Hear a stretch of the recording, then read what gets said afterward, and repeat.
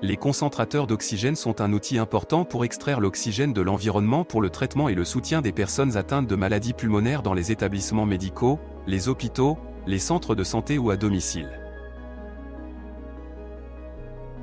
Ils constituent une alternative plus sûre, moins coûteuse et plus pratique aux réservoirs d'oxygène cryogénique ou aux bouteilles sous pression. Un concentrateur d'oxygène typique se compose d'un compresseur d'air, d'un filtre à charbon, de cylindres remplis de granulés de zéolite, d'un réservoir d'égalisation de pression, de plusieurs vannes et d'un tube. Lors de la séparation de l'oxygène de l'air ambiant, la majeure partie appartient à un absorbant zéolitique poreux avec une taille de fraction de 0,2 à 0,5 mm. Le concentrateur d'oxygène comprime l'air et le fait passer sur la zéolite, forçant la zéolite à absorber l'azote de l'air. Ensuite, il collecte le gaz restant, qui est principalement de l'oxygène, et l'azote est résorbé de la zéolite sous pression réduite pour une élimination ultérieure. La zéolite absorbe l'azote en douceur, mais sa capacité d'absorption s'épuise progressivement et l'efficacité de génération d'oxygène concentré diminue. Dans ce cas, la zéolite doit être remplacée par une nouvelle, ce qui nécessite des coûts financiers supplémentaires pour l'achat d'une nouvelle zéolite et l'élimination de la zéolite usagée. Cependant, pour les entreprises et organisations engagées dans l'entretien des concentrateurs d'oxygène, il existe une alternative, une solution plus avantageuse qui est la régénération et la réutilisation des zéolites.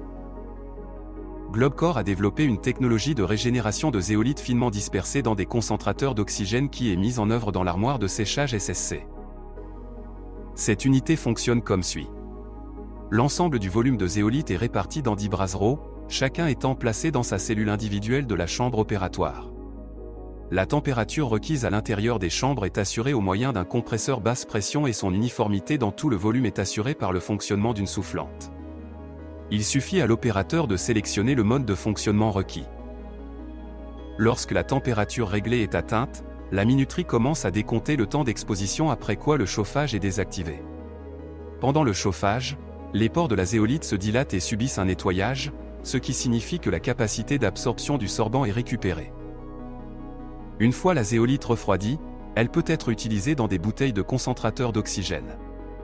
Cette technologie peut également être appliquée à la régénération des zéolites à d'autres fins, notamment la régénération des zéolites utilisées pour la déshydratation des huiles industrielles, le séchage des gels de silice, le séchage et la cuisson des enroulements de moteurs, le séchage des petits transformateurs et des électrodes.